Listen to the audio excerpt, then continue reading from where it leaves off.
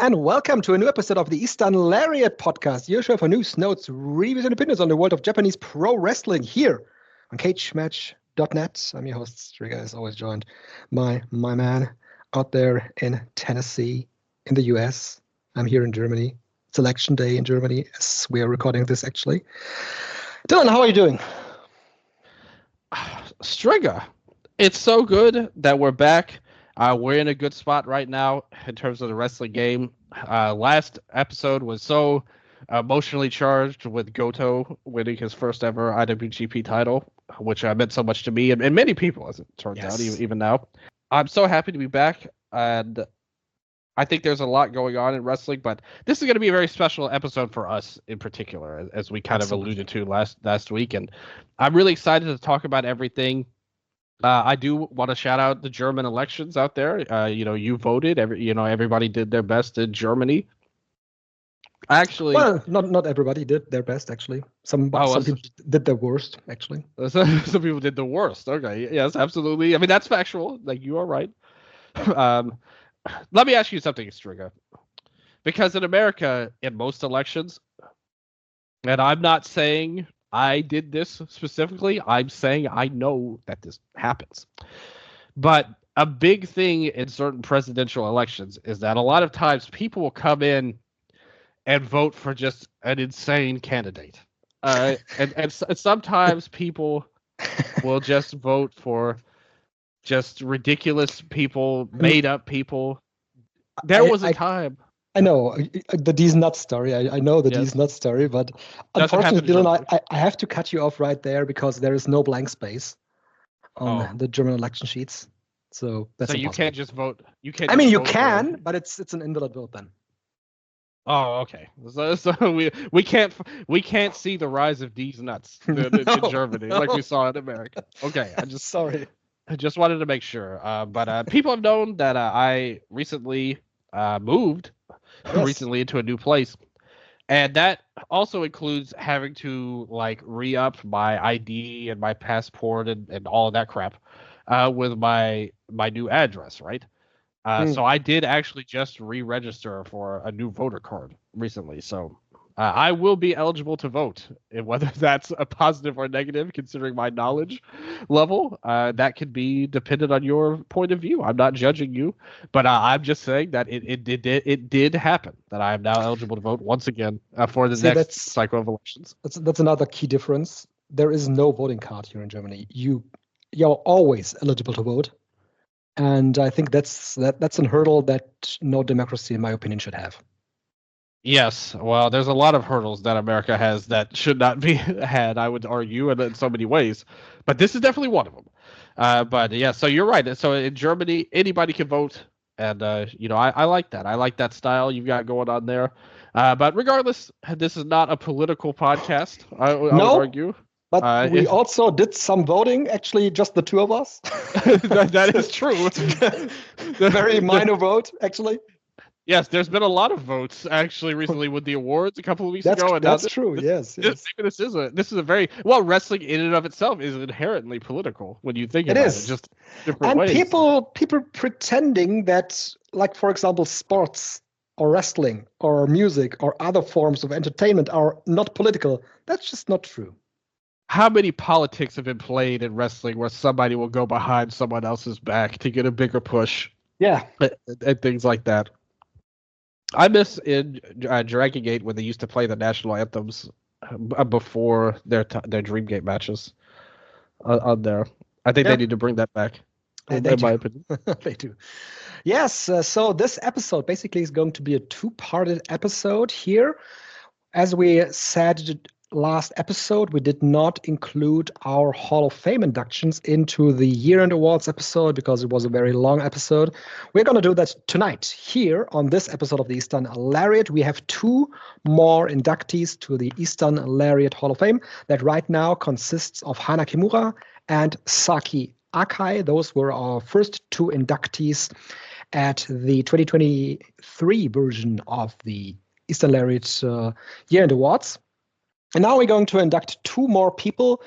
And as I said on the last episode, the Eastern Lariat Hall of Fame is not a Hall of Fame that consists of necessarily the top wrestlers in Japan, even though, Dylan, I am pretty certain that at one point, the top wrestler right now in Japan with Hiroki Goto will be an Eastern Lariat Hall of Famer because he's a key guy in the fandom that especially you have here, and is a key guy that we have talked a bunch about here on this podcast in the last couple of years. So I think that Goto has a good chance to be entered into the Eastern Lariat Hall of Fame. But right now, you and I, we have 2 other candidates that we will talk about. We'll have a speech, an induction speech for our 2 candidates. But before we go to that, Dylan, do you have anything to add to the description that I just gave of our Hall of Fame? You really summarized it quite well. This was STRIGGA's doing here with the Hall of Fame. This was his idea, and I have to give him a lot of credit for that. Gives us a spot to really honor people, like you said, who have been important to the show. You know, I'm coming in 9 years in April on this show, and you even longer than that. So it's good to have a time to have retrospective for the show itself, because I think the way the world is nowadays, things are always go, go, go. You know, like we're always moving on to the next things. And, yes. And in the nature of this show is very news-based. So we're talking about stuff that just happened. And then a lot of times something could happen, unless it was something truly spectacular. But there are a lot of weeks where maybe stuff that doesn't get remembered as well happens, and we just move on to a next episode the next week or 2 or whatever. And now with this Hall of Fame, it gives us a real chance to reminisce on people who are important to the show or our fandoms. It's like you said, it's not a comprehensive Hall of Fame by any stretch of the imagination. Just us, you know, each picking a person that we think deserves to be honored for whatever reason. There's no real choreography or anything like that, or, you know, any kind of thing like that. We're just picking them out ourselves. We are going to give a speech, and last year I think our speeches for Saki and Hana respectively both were very well received by the fan base, and hopefully this year can also be a very well received class, because I did work pretty hard on my speech, I will be honest with you on that, and I want to make it as good as it can be, along with the awards, who everybody knows how much work I put into those over the last, again, for a while, but especially the last 2 years, I would say I've really tried to pick things up. So hopefully everybody enjoys it, and I don't think anybody will argue with our picks at all. You know, again, there's no criteria anyway, so it's impossible to argue, but even without that, I think most people agree these 2 people both deserve to be honored. Yes, absolutely they do. It is it's 2 wrestlers that are very near and dear to our hearts, but not only to ours, Dylan. I think of this Hall of Fame also as a Hall of Fame of the listeners that we have and the voters that we get every single year for the half year and year-end awards. And I think that those wrestlers that we chose also represent the listenership that we have, because those 2 are incredibly hardworking wrestlers and immensely popular within the fan base that our show is listened to by. Absolutely, and anybody who knows me knows that I'm all about the fans and the listeners. They mean so much to me. I always go beyond that. I say the Eastern Lariat family, particularly on Patreon. I always bring that up. That's how I close out every show on there, is that, you know, I love you. You know, recently, not to promote myself or anything like that, slide promotion, but recently on the Patreon, I released a show which may, in fact, be the most depressing piece of audio ever recorded in human history. But it detailed the last couple of months, where I've been, why I wasn't as active as I should have been, and all the stuff that happened. And there were clearly very good reasons for that.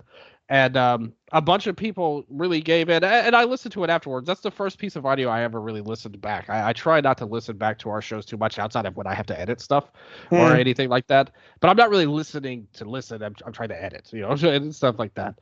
But I was like, man, this show kind of sucks. Like, it's so sad, too depressing, even for me, even by my emo standards. But everybody really came through big and said some really nice things. Shout out to Kung Drew out there, really came in for big support. Scott Barker said some nice things, longtime listener. He was there from the very beginning of the show, pretty much. But the people have really supported me personally and the show itself in ways that cannot be articulated into words. So the fact that we have that we have this Hall of Fame and this group of wrestlers we picked to represent us, and the people are part of it as well. That really means a lot to me, and hopefully, again, everybody does as well. Absolutely, yes. Yeah. So, Dylan, I think this is the moment in time that we will get going with our inductions. And since I started last time when we did the first induction, for the second induction, or for the third induction, but for the second induction ceremony, you are going to start with your pick for our Hall of Fame.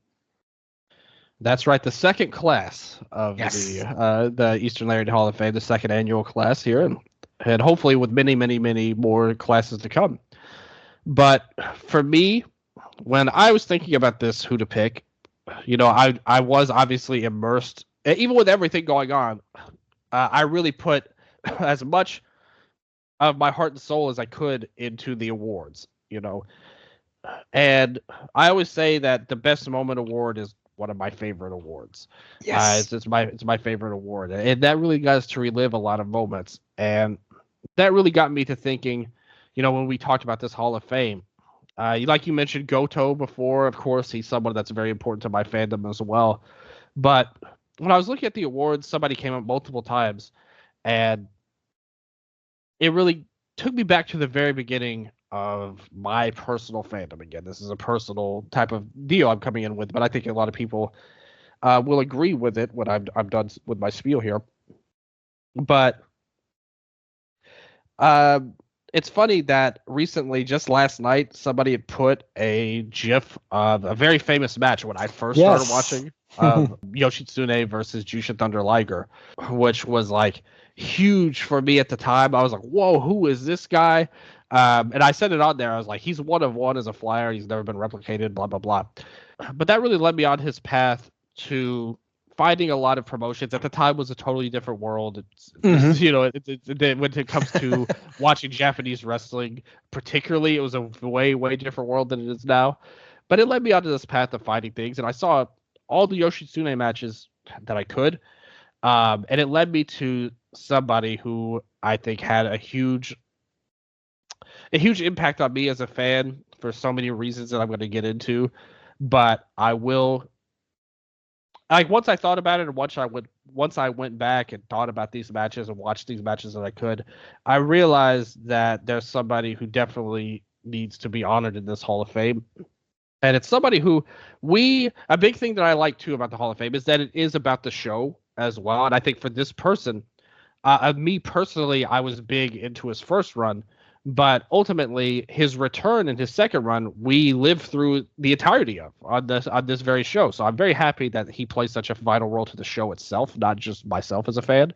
But when you look at his run, I really have to go, and I really have to say that I personally am honored that I selected Fujita Junior Hayato as the third official inductee into the Eastern Lariat Hall of Fame. Very well-deserved induction for Fujita Junior Hayato. An absolute legend when it comes to the Japanese indie system, and especially a person that has such an aura around him and that we love so dearly and hope the best for him, that he gets healthy once again. Absolutely. And, it's a story, like his whole story is very emotional to me. It's a really a tale of not just a great wrestler, but somebody who lives with determination. Fujita Junior Hayato Fujita started wrestling at a really young age, and I mean very young. His background in life and his trials and tribulations, that's all a part of his journey. He came from his family where both his mom and his dad suffered from cerebral palsy, and they were able to find love and a relationship together. And his father actually fought through things to become an accomplished amateur wrestler in his own right, which definitely influenced his son. I think is pretty obvious there.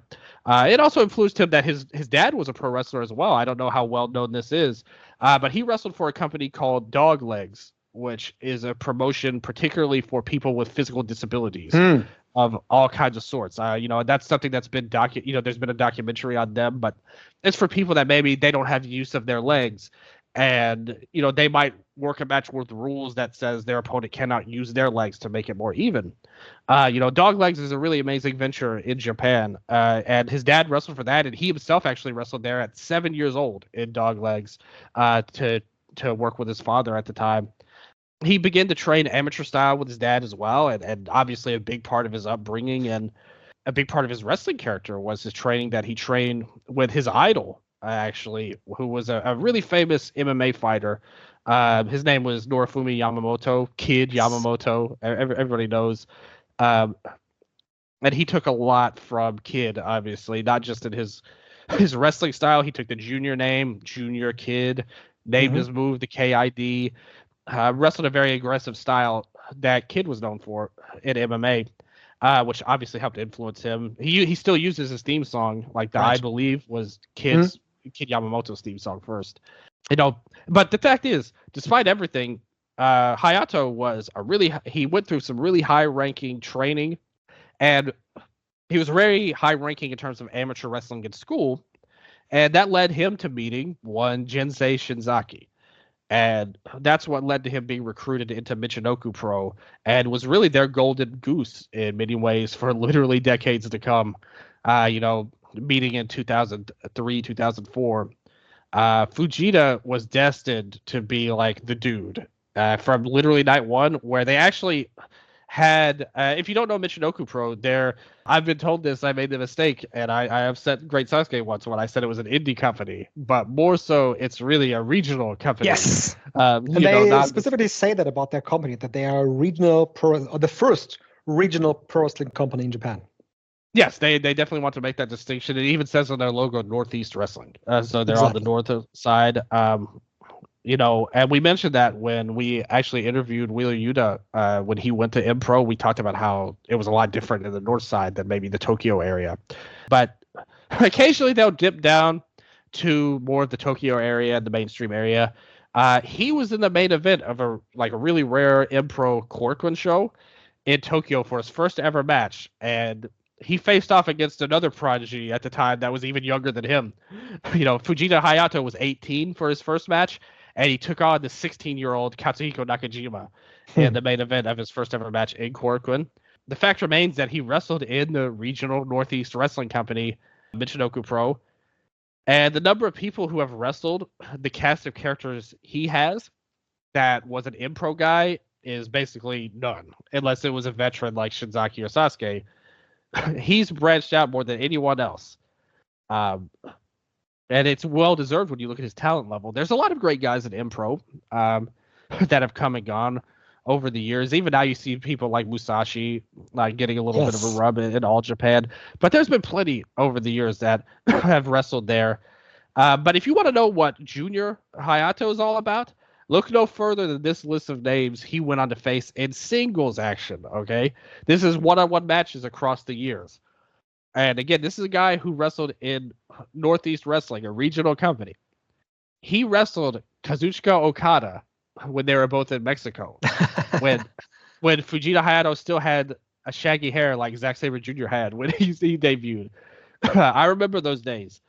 He wrestled Ultimo Dragon, of course, into the Toriyama area. Katsuri Shibata, he's wrestled. Bryan Danielson, he's wrestled. Munenori Sawa, Masashi Takeda, in Battle Arts. The big dog, Shuji Ishikawa. Koji Kanemoto, who was a big star at the time in the late 2000s, including in one of Alan Forel's favorite matches of all time they had in the J-Cup and everything, the 09 version. He wrestled Akuto Hidaka, one of the aces of 01. He wrestled Yoshihashi. STRIGGA at times. He wrestled Kenny Omega, Masato Tanaka, Shinjiro Otani, Finn Balor, TJ Perkins, Daisuke Sekimoto, a super young Kento Miyahara at the time when before he was even in All Japan. He had wrestled Zack Sabre Jr. They had lost to Shaggy Hair by that point, but they both had. That was all before his original hiatus, by the way. This shows you the level of star he was. After his return, which again we've covered on this show in the past, and on a lot of people have gotten to watch a lot more of, he famously has wrestled Hiromu Takahashi, Yamato, Minoru Tanaka, as well as just showing his spirit, really, representing Michinoku Pro as his top star, both in and out of the promotion. Even now, 20 years later, he continues to do that. And, his loyalty, it's been on display throughout his whole career, because he could have went on to bigger companies before, whether it was 0-1 when it still had some juice in it, in the late 2000s, early 2010s, especially when Daichi first debuted, they were on a pretty decent run. New Japan itself could have signed him, because he did make a lot of appearances between that 2009 era to 2011 or so. He came out to Hard Rock Hallelujah back then instead of his normal song, but he was in their junior division, and he always stuck with his own promotion that recruited him as a teenager, literally. And he stuck by Shinzaki, who he still helps run benefit shows for him to this day. So he's always been very loyal to that. That's something that you could point at. In terms of his wrestling style, it's kind of akin to, a mad dog, so to speak. Despite him not really having a great size, he always pushed forward on offense. That's something I love about his matches. Every match he had, a lot of people don't really do that this day, to where he's always pushing forward. And they're not really able to encapsulate that in a pro wrestling setting anymore. But it led to some great matches. Among himself, the names, all of those I mentioned above, as well as the M-Pro rivals, obviously great Sasuke, Yoshitsune, who I started off with. It's one of my favorite matches. And I still think that's actually his best match, is the one versus Yoshitsune, in my opinion. But don't forget his forever rival, Keno, who at first replaced him as the top babyface of M-Pro. When Keno came in with the long black hair and all of that, he was the top babyface after Junior's heel turn. But then, of course, things flipped later on. Keno was the aggressive heel. They had a lot of amazing matches. And they're still worth watching to this day, even with Keno's Noah run now. Obviously, his story took a sad turn later on, where just weeks after the death of his idol, Kid Yamamoto, who died of stomach cancer at age 41, Junior himself was diagnosed with a tumor alongside his spine area, which obviously threatened his career and sadly his entire life. He would still make appearances now and again for M-Pro, and his illness was evident that he wasn't doing great. But he never once lost sight of the fact that he wanted to return to wrestling. And he even went out of his way to have a risky surgery that only took out part of the tumor that he had. That he actually left some of the tumor on his spine because, as I had read about the operation that he could have had, if he had got the tumor fully removed, that would have interfered with the cells in his spinal cord, and that caused enough to die off that it would have left him without the use of his legs. Yeah. So, and that kind of, he left some of the tumor on, but after a surgical procedure, and he trained to return and all of that stuff, he really fought his way against all odds back to the ring. I know a lot of people thought he would never come back, but he showed immediately why he was so beloved, because he still had, despite his illness and his beloved status at that point, he still has a very violent style of wrestling upon his return at the day. But violent style with a ton of heart, though. You can see that in all of his matches. Again, that's what I kind of said. He's kind of like the mad dog of in pro wrestling, pretty much. Not to say that I'm comparing him to Goro Majima, of course, but I'm just saying that his style of wrestling was like that. But he had a ton of heart. So he never lost that until the last day, both of his times before his hiatuses. And his last singles match to date was against the aforementioned Minoru Tanaka, obviously a legendary player in junior heavyweight wrestling. They wrestled in Glate in December 2023, the end of December, followed by an appearance in the Rambo at Wrestle Kingdom 18, which rightfully got many votes in our year-end awards for the best moment. He still runs his clothing line, God Bless, and maintains activity on Instagram if you want to see what he's up to. It's crazy to think, but Fujita Hayato's not even 40 years old yet. He's still going to turn 39 in September. Wow. Yes. And the future is obviously extremely uncertain. Hopefully his nickname, Protected by God, that's what his nickname means in Japan. Hopefully it proves true. And God can protect him. He can beat the odds again. Although at this point, the main thing we can really wish for is that he can live a good and happy life, as he's still involved with Impro, which is his home promotion to this day. He's still doing their on-screen GM stuff, works behind the scenes and all of that. It's a very nice thing for us all to continue to see him. But regardless of the future, his legacy, not just on this show, but in Japanese wrestling, is already assured. And now I think it's time we put it into stone on the Eastern Lariat. Fujita Junior Hayato was legit one of the best wrestlers of the late 2000s and early 2010s. And we were blessed to see his rebirth in wrestling on this very show with amazing matches from both eras. I've named a lot of them. Go check them out. You'll really like what you see if you're like me and you appreciate that hard-hitting technical style that he brings with a lot of heart and passion and fire. So amazing story of him overcoming hardship from his childhood with his parents all the way to this very day. It inspires me personally, real talk, to see how much he's overcome, and hopefully all of you as well. So I would like to say congratulations to Fujita Junior Hayato, Eastern Lariat Hall of Famer, class of 2024.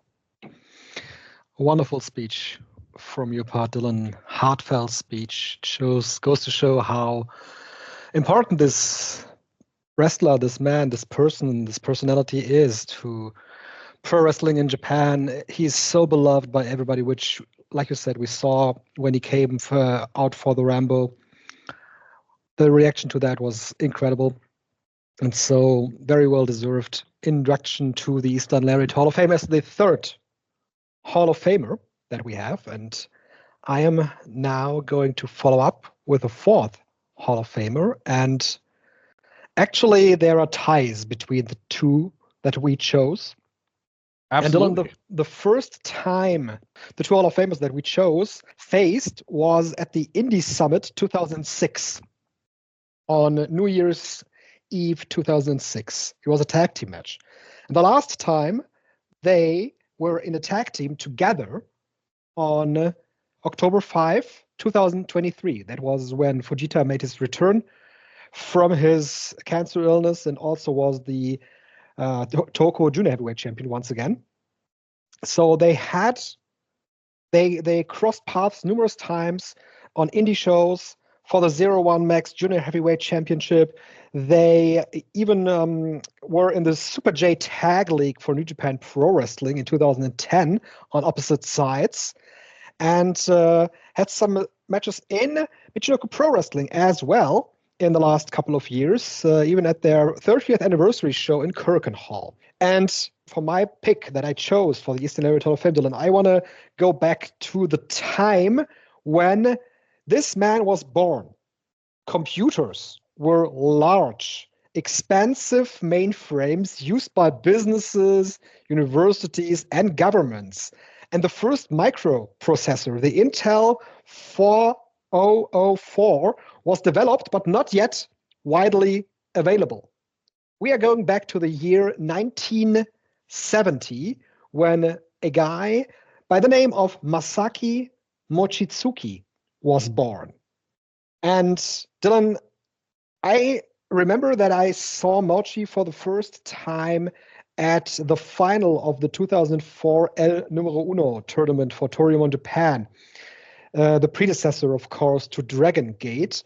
I didn't know a lot about wrestling in Japan at that point. I didn't really know at that point in time what a good wrestler really is. I mean, I only started watching indie wrestling in 2001, started watching Japanese wrestling in 2002, 2003. Of course, I knew of the of the very beloved Kobashi and Misao matches.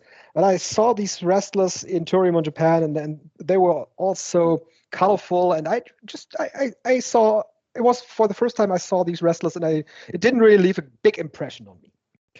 Then the second time I saw Mochizuki was at the very first Dragon Gate show that I watched. It was Dragon Gate Primal Gate 2005 from January 14, 2005. I, at that point, learned that Masaki Mochizuki was a top guy because at that point in time, he was the Open the Dream Gate champion. He was the second Open the Dream Gate champion in Dragon Gate history after dethroning Shima.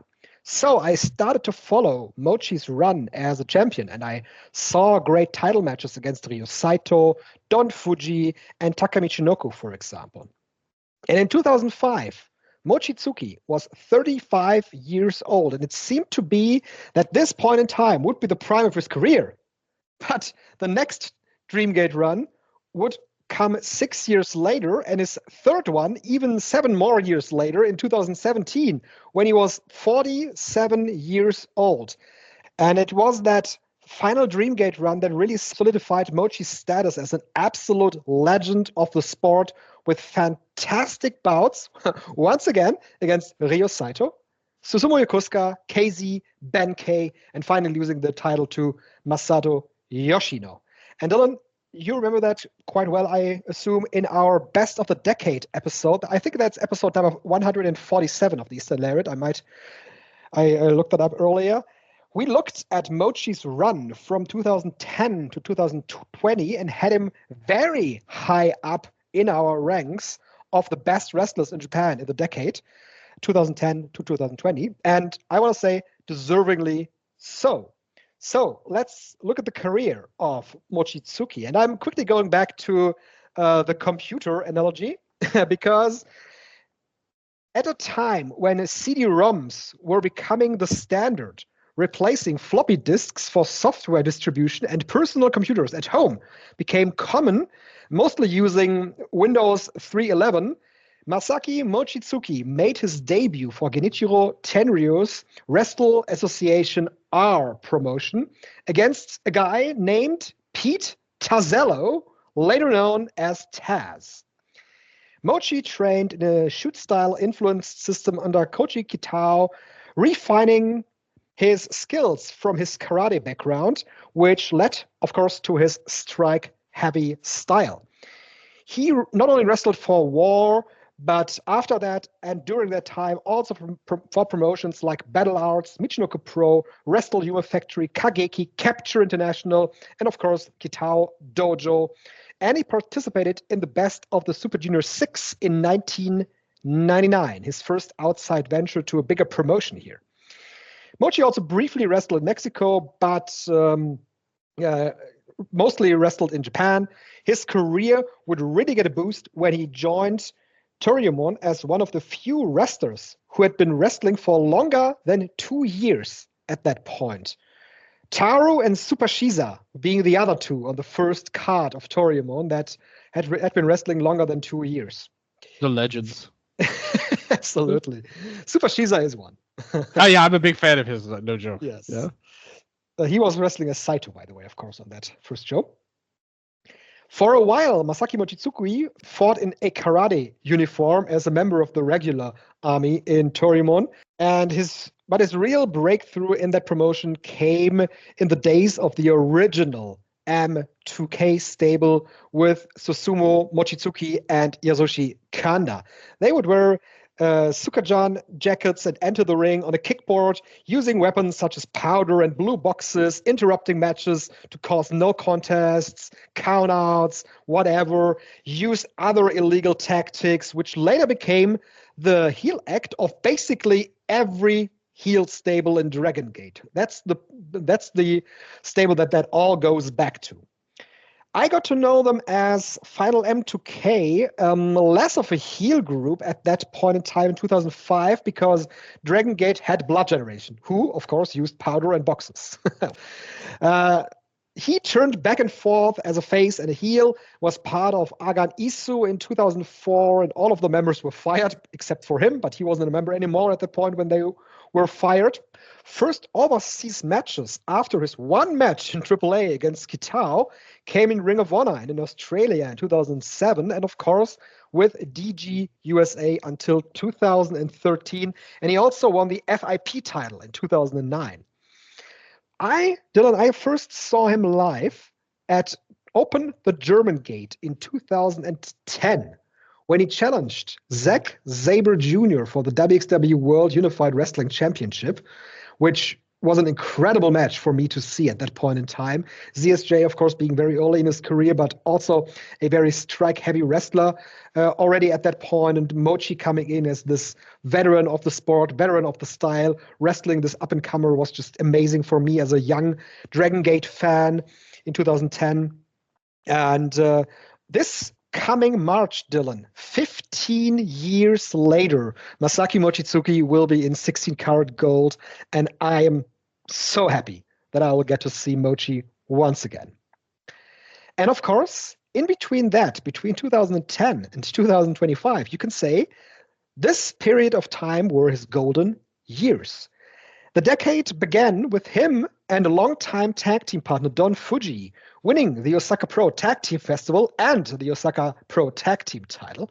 And on April 14, 2011, he challenged Masato Yoshino for the Open Dream Gate title and won the match, becoming the oldest champion in Dragon Gate at that point in time, in an organization, of course, where unit rivalries are fierce. He formed the Mochizuki Army, that was a provisional name, by combining two more stables, World One and Kamikaze, who had been he had been unaffiliated since M2K.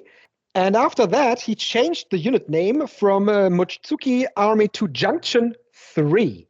And as the leader, he was engaged in a rivalry with Blood Warriors and, of course, their leader, Shima.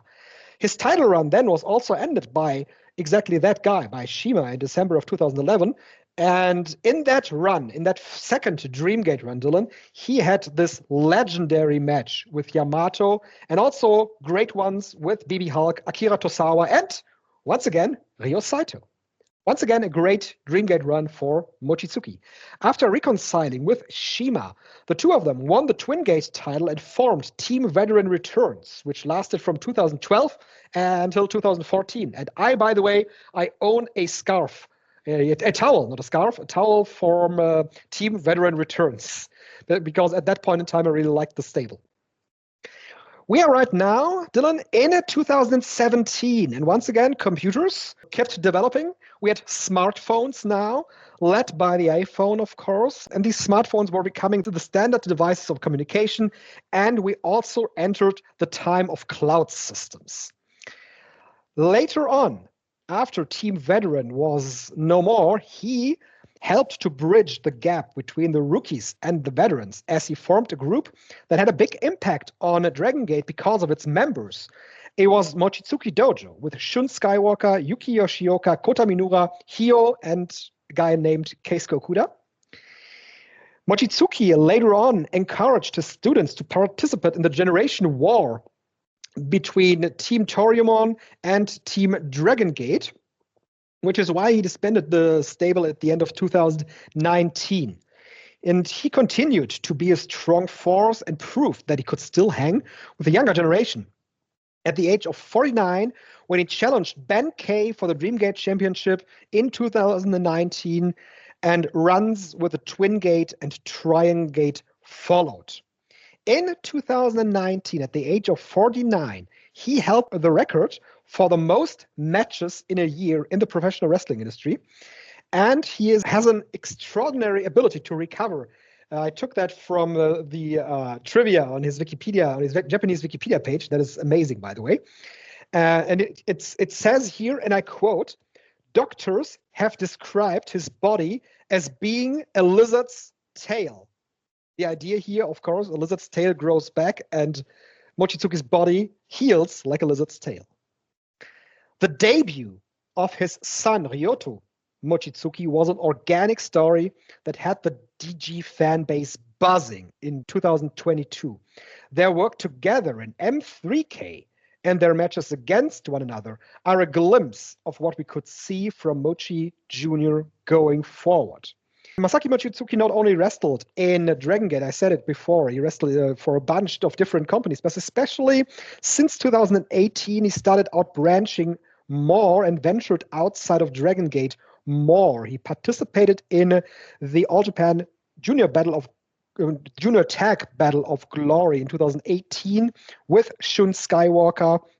He was in the N1 victory 4 times from 2019 until 2022, won the GHC tag team title with Naomichi Marufuji, was the 6th GHT national champion, defeating Takashi Sugiura, but quickly dropping it to Keno. Another tie here. Dylan, of course, the rival of Fujita Junior Hayato. And in 2025, he once again reformed the Mochizuki Dojo with more young wrestlers from the Dragon Gate roster, once again displaying how important the development of young wrestlers is for Masaki Mochizuki. And I want to go to one more trivia note, because I thought it was really hilarious. He had been aware for a long time that he looks a lot like Makoto Hashi from Pro Wrestling Noah, but they had no contact at all. In 2005, though, he met Hashi for the first time at a Noah show as a second for Genichiro Tenryu, because, of course, Tenryu at one point was also wrestling in Dragon Gate, and Dragon Gate wrestlers were holding the International Junior Heavyweight Tag Team title from Tenryu's promotion Tenryu project. And Tenryu was at that Noah show, and Mochizuki was there, and he saw Makoto Hashi for the first time, and he said, "Man, we really do look alike." Jun Akiyama, who is Makoto Hashi's senpai, forced Makoto Hashi to bow his head towards Mochizuki, saying, "I'm sorry that I look like you, Mochizuki-san." And in 2010, Mochizuki declared, "I'm bringing my long-lost brother," and announced that Makoto Hashi, who had left Pro Wrestling Noah at the time, would participate in a Dragon Gate show. And they teamed up for the first time at a Kurkan Hall show on February 7 in that year and faced each other in a singles match on March 3rd. And Makoto Hashi began calling Masaki Mochizuki his big brother. I think that's a lovely trivia note. And of course, Masaki Mochizuki also ran for a couple of years between, I think, 2007, 2010, his Buyuden series that has now been picked up again, where he books his own shows. And at one of those shows, it was the third of the new incarnation of the Buyuden shows. We saw the match of Dragon Kid and Masato Tanaka teaming against Fujita Junior Hayato and Masaki Mochizuki, which gives another tie-in to Junior Hayato, and hereby Masaki Mochizuki enters the Eastern Lariat Hall of Fame. Well deserved. I do have to say, I am a huge fan of Makoto Hashi's. So he was like one of my favorite guys in Noah at that time, like in the mid-2000s era. His feud with Akiyama was awesome. So the fact that they're so interconnected like that is wonderful. I love that. And they do kind of look like each other, to be honest with you. I don't think that was a wrong statement at all. Yeah, if you look at you got to also remember, mid-2000s was the era of everybody dyeing their hair. Yes. In Japanese pro wrestling. So that probably aided into that fact as well. So Mochizuki, man, well said speech on your part. Really so much to his career that he's meant specifically for Dragon Gate. If you guys want to, this show has technically covered his career from the very, very beginning, as we did talk about his match in the Super J Cup 1995 that he was in with the Gi, as you mentioned earlier in our show that we reviewed that.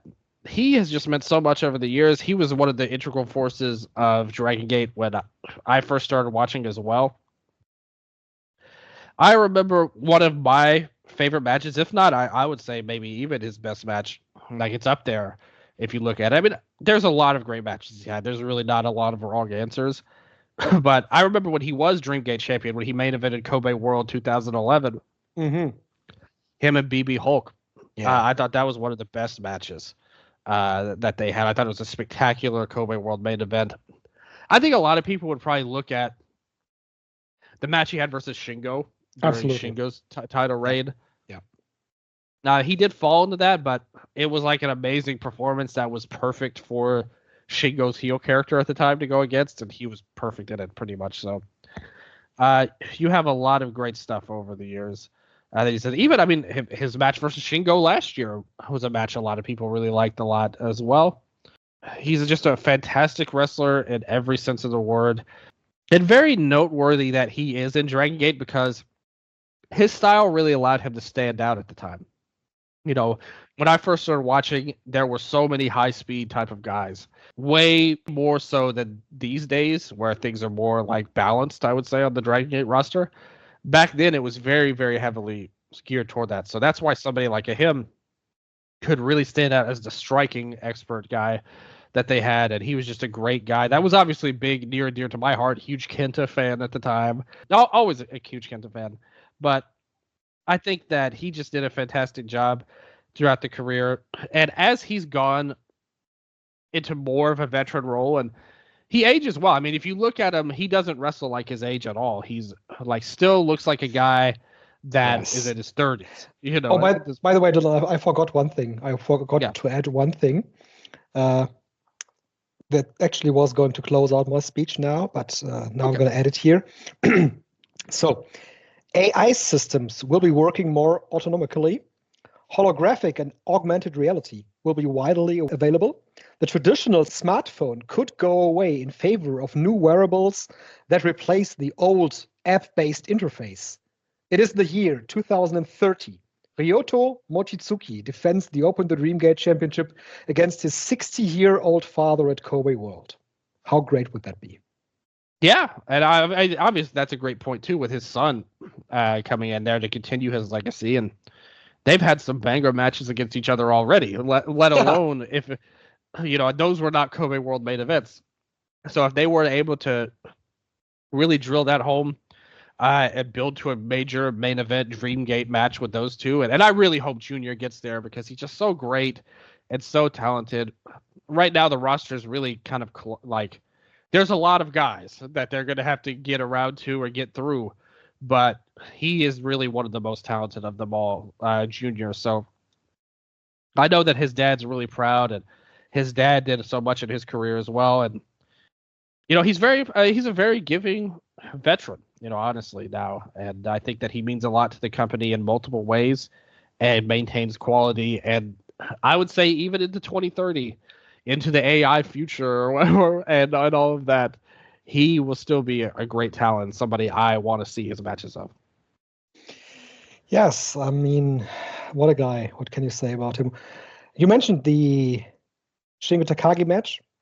I think one match that always flies under the radar is the match that he had with Susumu Yokosuka. Obviously, two guys that have spent the majority of their careers together. That was Gate of Destiny 2017 when Mochi was in his third run. That has a cage match rating of 9.32.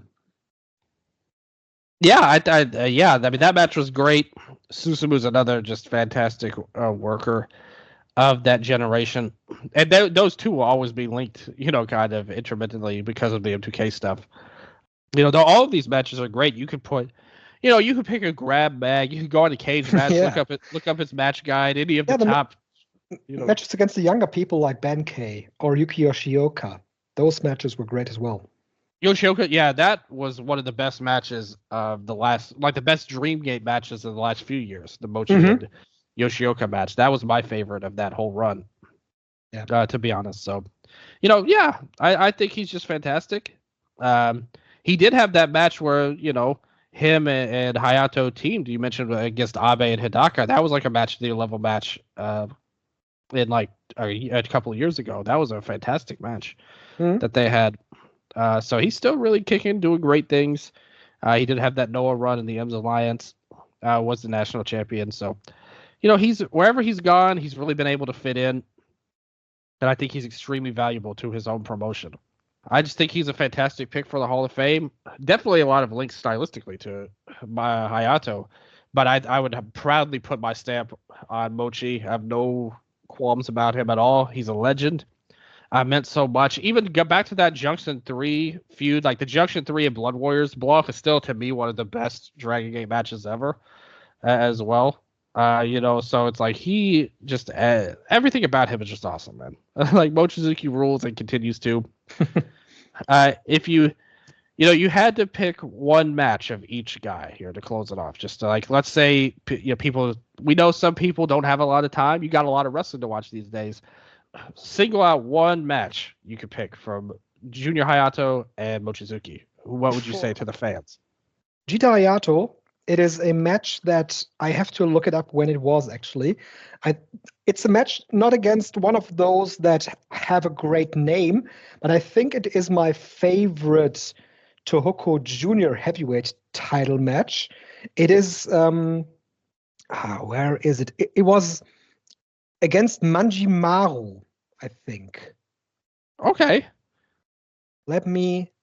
That was like 2000, had to be like 2016, 17, maybe?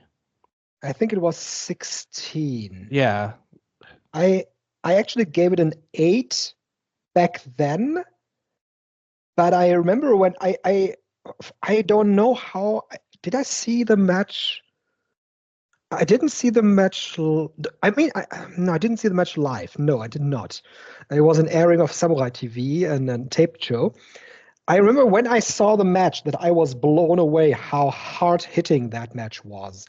And that completely embodied the style that Fujita Hayato has. The match against Musashi from 2022 was another one that was very well beloved and was a great match. But I always keep going back to that Manjimaru match. And for Mochizuki, I think it's either the Benkei match or the Susumu Yokosuka match that I would go and say it's my favorite. The best one quality-wise was the one with Shingo Takagi. I mean, it might also be the Shingo Takagi match. It's hard. Really, it's hard. There are nuances between those matches that make them all stand out in their own way. It would be one between the three that I just mentioned. I mean, those are all great. Like I said, for sure. That's what I'm saying. That's the hard part, is that you could just grab back any of these guys' matches, especially big singles matches, and you're probably going to get something great at the end of the day. That's why it's so hard to pick one. But as I said, if you could find the Hayato and Yoshitsune match, that would be my pick. But you can look at a lot. There's a lot of big singles matches. The Majimaru match was really good. You could check that out. The match versus Musashi was like really great. Like I thought, like that was a fantastic match. The Kanemoto matches are right up there. Any one of those, if you could find them. It's tough with these guys specifically because a lot of the pre-2010 stuff is kind of harder to find. Right. But if you can, definitely check those out. With Mochi, as I said, I really love that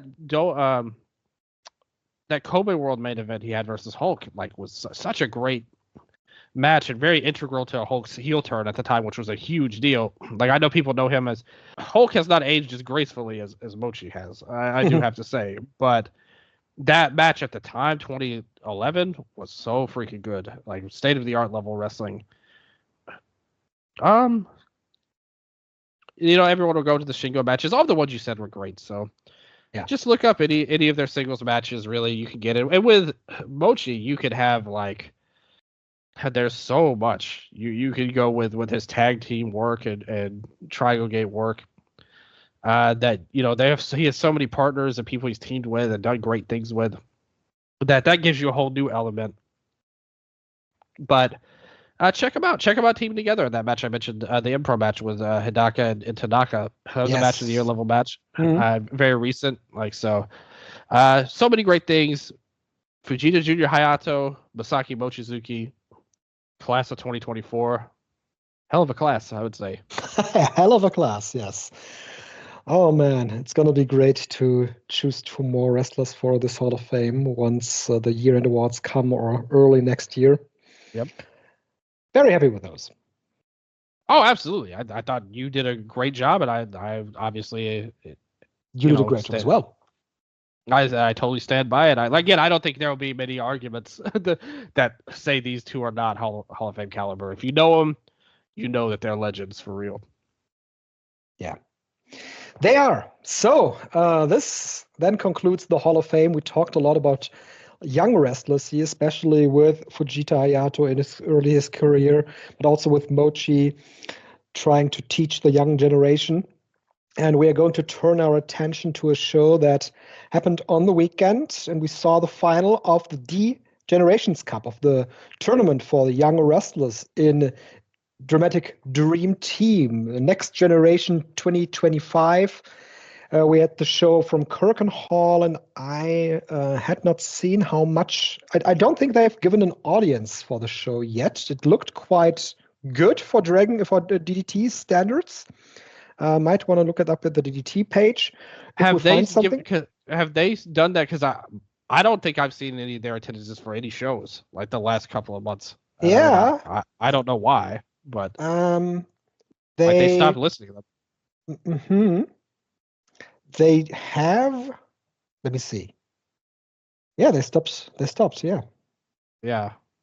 I mean, that's a troubling sign. It's a troubling sign, actually. Yes. Yeah, yeah. I mean, like I said, it's not just this show. It's pretty much every show this year. Yeah. For TJPW, they have not. They have not stopped. I know. I wonder what that's all about. Overall, I mean, like you said, I mean, the crowd. It didn't look like it was some terrible crowd. I mean, there's been a couple of shows I've seen that have been bad crowds for DDT this year, but not this one. Yeah. Absolutely. It looked like, what would you say? I would say around 900, 1,000. Yeah, sure. I'm not the best accurate guesser here, but it's hard. Yeah, it seems fair. Like, you know, we'll see. Yeah, it was a show that certainly did have an undercard. Boy, oh boy. Nothing to write home about. Listen, if they were embarrassed about the attendance for this show, we know why. Okay, yes. Like I said. Jesus. First noteworthy thing that happened was in the fourth match of the show that Daisuke Sasaki, Cannon, MJ Paul, and Illusion won over Junaki Yamato, Tomomitsu Matsunaga, and Daichi Sato. Cannon actually won the match, was later expelled from Damnation TA because the returning Hideki Okatani, Dylan, he is now a member of Damnation TA. What do you think about that? Sasaki told Kenan he's a loser immediately after he won the match for them. Which, I mean, I've seen him wrestle. I can't say this may be the one time me and Sasaki agree on something here, but their match announcement got a very nice reaction from the crowd, their singles match. So, yep, this is clearly something people are looking forward to. I guess just not me. Other people are absolutely not into Okatani returning and being a heel for Damnation. That's not my cup of tea. Oh, Okatani returning. I mean, it's great that he's back. Yes. That's the nice part. But yeah, the thing is, anybody, it could be the greatest wrestler of all time. All of our Hall of Famers, like from here now and from 20 years from now in the future. If every one of them officially joined Damnation TA, I would be so uninterested in what they would do. I want to say though that with the inclusion of Illusion, Damnation TA has been a bit less unwatchable. Illusion has made it a little better. I like, he's good. Like, I'm not gonna take anything away from Illusion, but it's still Damnation. At the end of the day, whatever initials they want to have and add on and change it on, it will still be Damnation to me. And I cannot deal with that. Okatani, here's the thing. This company's at a really weird point right now. Like, if you look at where they are with Brooks as the champion, Ueno's kind of doing his weird thing with this, redoing his title run for some reason. There's an opening for a new guy, to me, that could be somebody. And being a subordinate of Sasaki is not Scream next champion main event talent level guy, which I think some people would want him to be. Like, if he had come out at the end of a show and challenged Brooks to a title match, I think people would be a lot of people, maybe not everybody, but most people would be receptive to it. So it's interesting that they've went this route with him. Yeah. And then when I'm looking at Chris Brooks right now, the title matches that he's had this year with Shuji Ishikawa and Masahiro Takanashi, the one with Ishikawa was obviously very good, but those are all filler title matches because none of them is going to win the title or was going to win the title. And it seems to me that they just, at this point in time, don't want to put any of the new guys against Chris Brooks to have him lose against Brooks. Yeah. And I think that's maybe why we saw Ueno take the step back. Yeah. I mean, I really like that. Yeah. They clearly want to have Ueno in a key position, but they also want to have Brooks in a key position. And they don't want anyone to do jobs. Yes, yeah. Yeah, they don't want Mao to lose to any of these guys. Yeah, right now. It's tough right now because they have Mao and Toy as tag champions. They don't want them to lose, obviously. They have Koku, who just won the Generations Cup. I mean, he might be the guy that a loss wouldn't affect. Yeah, he's already moving up just by being in the match. Yes. Yeah. The hope is he delivers and the crowd takes to him. And I think they will. I mean, I love him as a wrestler. Don't get me wrong. Okatani, I will say this. He does. There is a part of his game that is heavily like dick heel energy. I would say. Like, I think he has it in him to be that. I just don't think I'll enjoy him in Damnation. I think he'd be better off as like on his own. Mm. But I mean, it could be worse. You know, could it be? Because it shows that they care about. They have a plan. Yeah, exactly. Yeah, I mean. Yeah, yes. Exactly. He's not just coming back for no reason and to not do anything.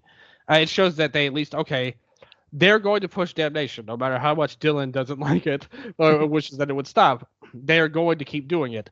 So he's going to be a major player. Like him and Illusion have to be considered top prospects for them at this point. Yes, absolutely. But I think there was more room. He was already a top prospect before he got injured. Like I think people wanted to see him be somebody that could take a step up, and I don't think this will lead to that, at least in the short term. Mm. Quickly going back to the undercard here for one note, I really like what Yuki Ishida is doing in the last couple of weeks. He had this great fight with Illusion in the Generations Cup, which was like a 2-minute match where he completely demolished Illusion with this great Kezagiri chop, and he once again used that here against Katsuma Sumi in the opening match. So look out for Ishida. He's definitely one who could be making some waves here. And then we also had Keigo Nakamura once again in a prominent position. He had an opening match with Shinya Aoki recently at the Sauna Kamina show on February 14. That was very good. And Keigo Nakamura, in this run here, he impresses me a lot. I think the world of this guy. And he teamed with Aoki against Chris Brooks and Balian Aki. Aki took the spot from Takanashi. I think Takanashi was ill, couldn't wrestle. And I thought he looked great, especially in the finishing stretch with Chris Brooks. So Keigo Nakamura is another one of those that is making the way up. Oh yeah, I'm a big fan of his. Like, he's usually the guy that really has impressed me the most of the young guys, and they're all good in varying ways. I think I like what they did with Sumi in the tournament, turning him into kind of like a flash pin guy. I think that every company should have somebody like that, and I think he's a good pick at it. Very Dragon Gate style gimmick as well, I would say. But Ishida's a beast. Love what he brings to the table, for sure. Nakamura, I love him. Hopefully him, I would love to see him and Brooks go on one of the build up here, like a build up singles match, maybe not a title match, but just a build up match that could lead to something good. And maybe that's the direction, this could go with Brooks. I think it's very interesting where they're going with Brooks, considering the result of the main event of this show. I think a much more natural story would have been Masada winning, to be honest with you. If we're going with Masa as his challenger for Judgment, he's fighting his friends, like that's the story of his title reign. Okay, that gives you a hook to this run. Now it's just like, well, we're just doing these random title matches, kind of against people that have no chance of winning. So, like you said, like your point you made at the start was true about the filler title defenses, and I agree with you. The Ishikawa match is very good. Nothing wrong with it from a wrestling standpoint. But I don't think he's found his footing as champion the way he did the first go around. And I think that they're going to need to work on that, surrounding him with more interesting challengers, to be quite honest. Yeah. So Koroku, he will be the challenger after Masahiro Takanashi. That is going to be happening on April 6th, Korakuen Hall Show. Assuming that he'll lose to Chris Brooks. Yeah, and who could? I mean, in DDT it could be anyone. It might just be Daisuke Sasaki for all we know. Once again, who knows? It could be anyone. I hope not. Honestly, Masa might win the title. Like, it wouldn't shock me. Yeah, it wouldn't shock me either. Yeah, like doing a favor for your longtime friend, like in the main event of a show. Because like the thing is, just on paper, this makes no sense for him to main event this Judgment show. Like, he's done nothing to deserve it. They did the build up with a phone call in the ring. Yeah, that's exactly how it happened. Like, he called him on the phone and then went on Twitter and said, I specifically did this so people could Photoshop Takanashi into the match. So, which is fun. I'm not hating on that. And I liked Masa Takanashi. Again, it's nothing against him at all. But, like, Masa is not the problem. At the end of the day, it's just they have not built him up at all for this title shot in your, arguably your second to third biggest show of the year. So, yeah, like I said, if he won, it honestly would not surprise me that much for like a very quick title reign. And Koroku could be like an easy sacrifice to make it not a V0. If they, like, it would not shock me. I think Brooks will win, but like I said, it would not shock me if that's how it played out. Because there's no, where is this title reign going? Like, after Koroku? That's a good question. Yeah. I don't know. Kenon? Like, if Kenon beats Sasaki, will that be a big challenger for Brooks? Like, they're going to try and make him a main eventer? They really do believe in this dude, right? Like, they are desperately trying to make him a thing, no matter what. Well, they're trying. Like, and like I said, I mean, to be fair, the match did get a nice reaction when it did. But I mean, it's still him though, and I don't think very much of him as a wrestler, unfortunately. So it just, but I'm just trying to find out who do we have on the horizon that there's any momentum towards going for this title. Gotta look at the card that we had today here.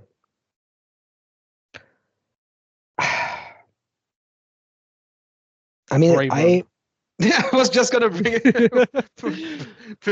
Brave Bang Braver and Dylan. Boy, did that match go off the rails by the end. I was so lovable that Harashima, he just cannot be not Harashima.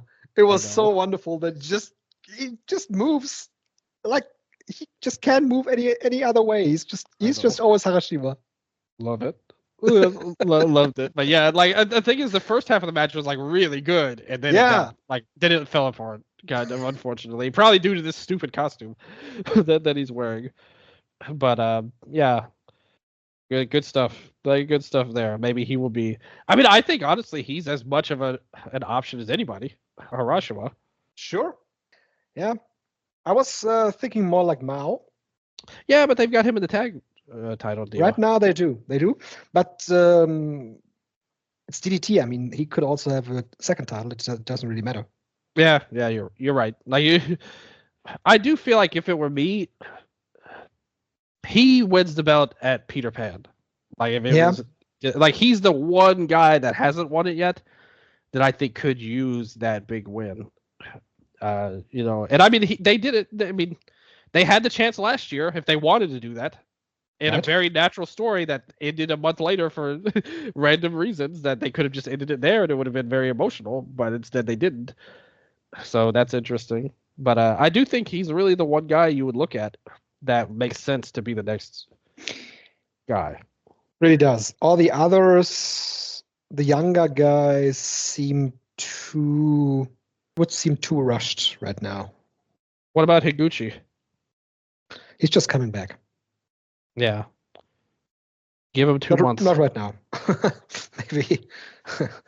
Yeah, and then we had the D-Generations Cup final. It was the main event of that show, and I thought it was really good that they gave these two guys the main event position. And it's similar to what we've said to Koko and to Toy. They really elevate each other throughout these matches. So the tournament itself had a solid quality, I would say. There were some good matches, but overall nothing that really is must-see material in any way.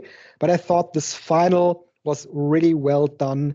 We saw hard strikes, we saw submissions, we saw some moves from using the ropes, elevated moves, the DDT, the tornado DDT that Kuroko used on Masada was very good. And overall, I think that it was just a very good match to end this tournament and to solidify Yuya Kuroko as one of those guys that is leading the younger generation, while Takeshi Masada is not very much behind him. He could have won the match as well here. He had his samurai driver just there, but couldn't get that through, which then led to Kuroko getting into the triangle lancer. In 16 minutes, I think was a good length for the main event. Yeah, really recommended match, in my opinion. Yeah, it was good. Like I've watched the whole tournament at this point. I thought this was the best match of it so far. Again, I really liked what they did with Sumi throughout the tournament. I think a lot of his like flash pin stuff and a lot of his Dragon Gate style of wrestling really worked. Him and Uni did a very good match too on February 12th. Was when it aired. That was a really good match they had. Nakamura, I think, is always impressive. Masada has been a guy that they've really pushed hard and really felt like the next guy. And Kuroko, it's like he's been at this position. I was kind of like not in favor of these two being in this tournament because like they're not really rookies, like the same level that certain other ones are. Like I wish they had filled it with all rookies. Instead of like, oh, this guy's been around for 5 years, like he's just not getting pushed. I get that, but yeah, but the match itself was very strong. I thought a very good finish to the tournament. I think the whole tournament was very easily watchable. All the matches were within 15-minute time limits. Pretty much all of them were very fast paced, and this was the first one that really felt like a true they worked to the main event, and I thought they did a good job of it. Not anything that'll be a match of the year level match or anything, but if you follow the tournament, I think you'd have to come away very satisfied with it. Although, again, I personally, for me as a fan, it's more interesting for Kuroko to get the title shot. But I just think for the story, Masada made more sense. So, we'll see. Like overall, but I'm happy for him. He deserves it. He's a really talented guy, Kuroko. So very happy to see him get his moment in the sun, and hopefully he has a great match in Corcoran on the 6th. Yeah, I'm looking forward to that match with Brooks. Should be really good. Kuroko is really coming into his own. He's learning what the style that he can apply is going to look like. So I'm really looking forward to that. Yeah, we have this DDT card, Dylan, the complete card for Judgment 2025, the 28th anniversary show, 5-hour special in Kurikan, March 20. 3-way match in the opening, Toru Owashi, Antonio Honda, and Katsuki Hirata. Hirata, by the way, announced that the X for his 15th anniversary match on March 12th will be Hiromu Takahashi from New Japan Pro Wrestling, which got a nice reaction from the crowd, but not as huge as you'd expect. So it's going to be Katsuki Hirata, Keisuke Ishii, and Hiromu Takahashi against Yohei, Kenshin Shikano, and Soma Takao. What a wild mix of people. Big match, Soma getting a nice run against Hiromu here. Yes. So second match, Makoto Ishii, Akito, and Soma Takao against Yuki Onaya, Yuya Kuroko, and Keigo Nakamura. Special tag match, MJ Pauline Illusion against JJ Furno and Tomomitsu Matsunaga. I have no idea who JJ Furno is. You don't question JJ Furno in front of me, Strigga. He's an Australian guy, I just learned. And I am very familiar with him. Very familiar with all the Australians, yes. Yeah. And what match can you recommend me of JJ Furno's career? Isn't it more fun if I don't spoil it? I let you come in with a fresh mind, Strigga. Yes. As an Australian expert, let me tell you. Okay, he is JJ Furno, and that's all you need to know. Okay, all right. Yeah, I'm gonna go in with an open mind. I thought it was interesting that he's going to be thrown into this match here with Damnation. Well, that's what we have. And another special tag match. Jun Akiyama teams with Daichi Sato, with the 16 or 17-year-old guy from Heat Up. He's really good too, by the way, against Harashima and Takeshi Masada.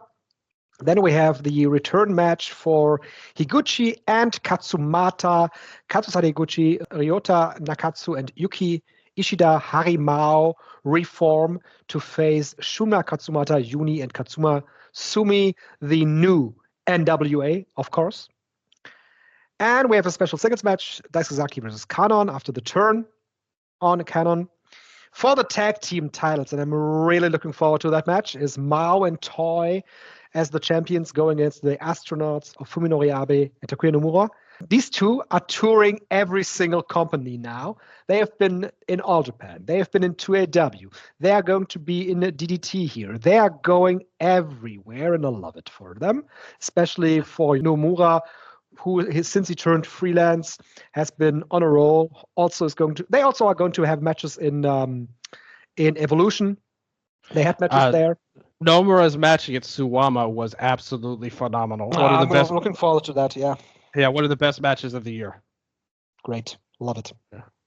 Yes, so we're going to the DDT Extreme title match, Danshoku Dino versus Super Sasadango Machine with the special referee GM Tsurumi.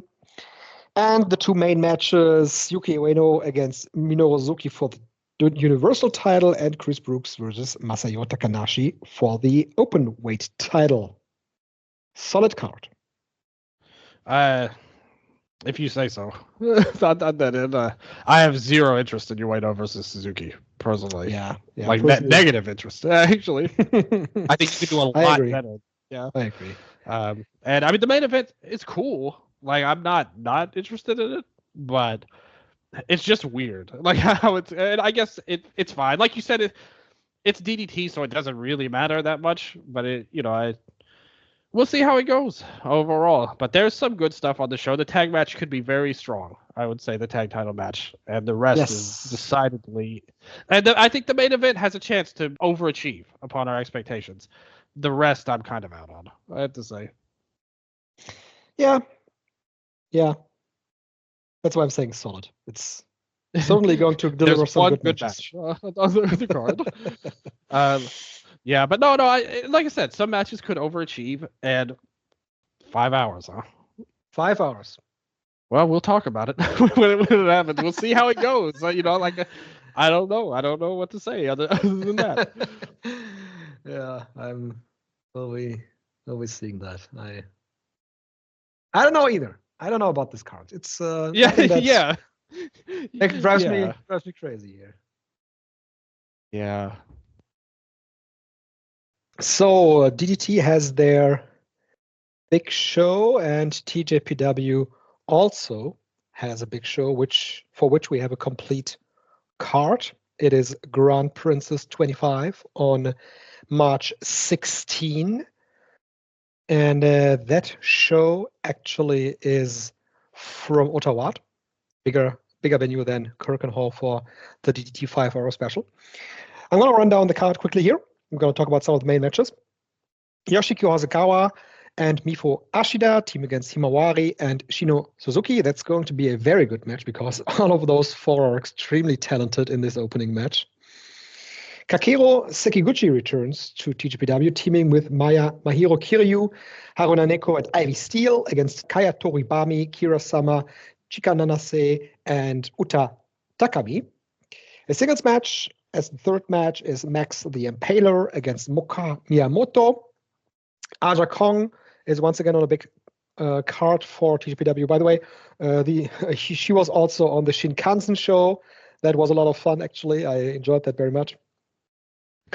Aja Kong teams with Yuki Kamifuku and Wakana Uehara against Yuki Aino, Haru Kazashiro, and Toga. Then we have a match for the setup All Asia Women's Championship with champion Pom Harajuku going against Raku. And those two, they have great comedic timing. They had a tag match recently at one of the TJPW shows that I really, really enjoyed.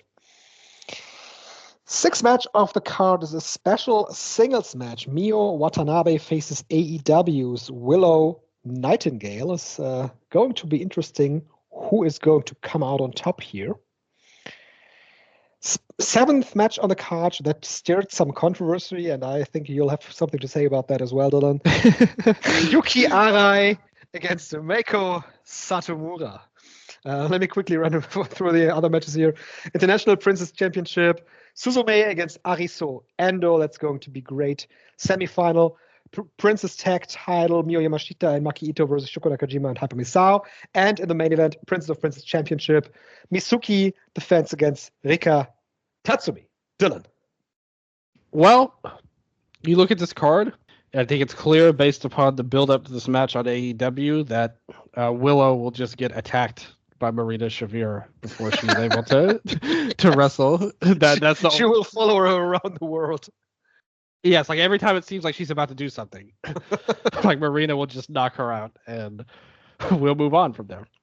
But provided this match happens, that match is awesome. Like Willow is one of the best women's wrestlers in America, in either company. I think most people would like point to WWE and NXT as having a stronger women's division consistently than AEW. But when it comes to Willow, I think she's at the top of the list. Somebody that they should do a lot more than what they do with, in my opinion. Her and Statlander, I think, are phenomenal athletes that should be the top of the division, and they just don't do it for some reason. They don't do it, no.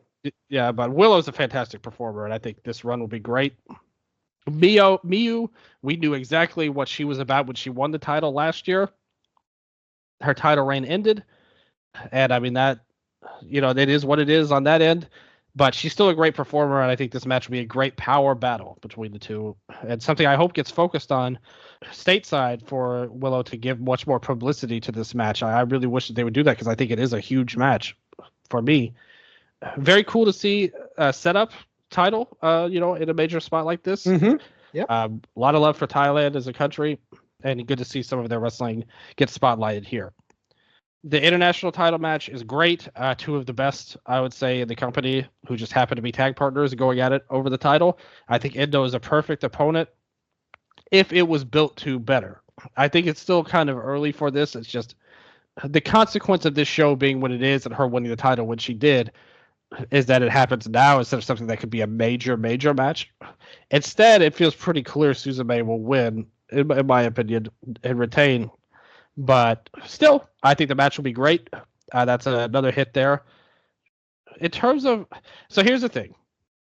Yuki Arai, I think, is a terrible pro wrestler in every sense of the word. Like, I'm not joking around. Like, she's literally one of the worst, I would say. However, I think this is an incredibly smart move to put this match on against Meiko, because I remember when a certain Eastern Lariat Hall of Famer was also a terrible pro wrestler for many of her first couple of years. Yes. And she went through a series of matches with people like Meiko Satomura that allowed her to grow and become what they wanted her to be and what she always had the potential to be. So now there's no reason, if all goes well, Arai is announced that she's focusing more on wrestling.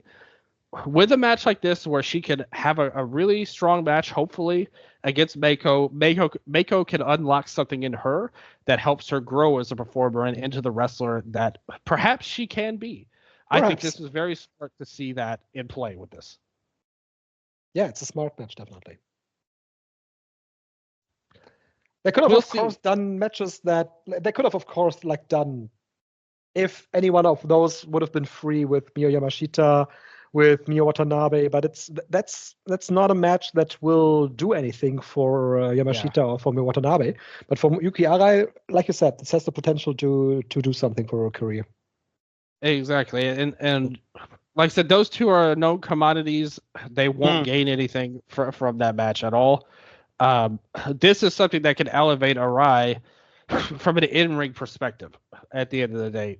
Maybe from a star power perspective, this could mean something. But I think more importantly, it's the growth of her as a performer to where she can truly carry a company, I would say, which is their obvious goal for her. And I think this is, again, very smart. The tag match, we kind of spoke on the Max Hart tournament. It wasn't the best. I think we both kind of agreed on yes. That. I want to say, though, that the recent event that I saw, the Winterfest East show from the 22nd, last weekend, actually. Actually, this weekend. It was a really good show. I really liked the show, and the main event was very good. It was an 8-man tag match with Makito, Emilia Yamashita, Misuki, and Suzume against Tama Misao, Shoko Nakajima, Arisu Endo, and Rika Tatsumi. Really, really good match. Has a cage match rating of 8.17. One of the rare TJPW ratings that I actually go along with. Okay. I really thought it was great. And overall, I mean, there's lots of great talent on this roster, and when you look at this card, they've placed this talent in different matches here. And just like I said, the opening match is full of talent. I'm really high on Mifu Ashida, extremely high on Himawari, have always been. We have Kaya Toribami, who's really getting some momentum, I feel. I've always been a fan of hers. I thought she was underrated. Moka Miyamoto, really good match, good position with Max the Impaler. And there's lots of people that are placed very well on these cards, so I'm looking forward to this card. Yeah, the tag match, I'm somewhat interested in it. I think, I mean, Misao and Nakajima are super fun, like, you know, as a team. Like, we all know that. And Miyu is an excellent wrestler, still to this day. Ito is kind of a wild card. Like, I feel like her heart isn't where it was a few years ago in all of this, and it's hard to blame her in some ways, but still, the match is a wild card match to me. Like, it could turn out to be good. I'm sure that it'll get a high rating among TJP fans, but we'll see how it works for me personally. The main event may be the best possible main event that they could do. I think Tatsumi is a fantastic performer. Like, to me, she's if you ask me who the best overall performer on the roster is, not just as an in-ring wrestler, but charisma and character and interest that she has. Like, Miyu Yamashita is a great wrestler, but I have no interest in seeing her go for the title because we've seen it a lot. Tatsumi, there is interest because, you know, she had that very brief run, which was very good, but they cut it off very early. So I'm happy to see her get a shot here. The problem is, again, it's the struggle of these big shows being so close together in proximity. Much like Suzume, if this could have had a legit build, this could be an epic, like, one of the best matches of the year level build. But because you only had a month, and, you know, well, like, you had 2 months technically, but 1 month was really more focused on the tag tournament. You really only have a month to build to this. It feels like a filler title match to get Mizuki off the ground. It wouldn't completely. The thing with Mizuki is she's already been the champion a lot too. So if they wanted to move the title off of her as, like, you know, like a bridge title reign, which we've seen in wrestling a ton of times, get it off of Miyu, your young star. You want to go to Tatsumi, but maybe you want to build to that more. I think there's a possibility of a title change here, but I would still say that Mizuki is a heavy favorite. I would say so too. I'd say the timing of all of that came in a disadvantage to Rika Tatsumi. Exactly. Had we went deeper into this title run, I would say that she would have a better chance. Right, that's exactly what I said. Like, same thing as with Suzume and Endo. Like, the same thing is true. If you could have had more time to build to this as a major roadblock in this title reign, like, that would be an epic match. But right now, it's just the first defense, which is almost always a filler match. But like I said, you don't really gain anything from Mizuki as champion, like, these days either. Like, you know, I'm like, we've been there, we've done that. Like, we know what she's about as champion, and she's very good in the ring for sure. But I just think that we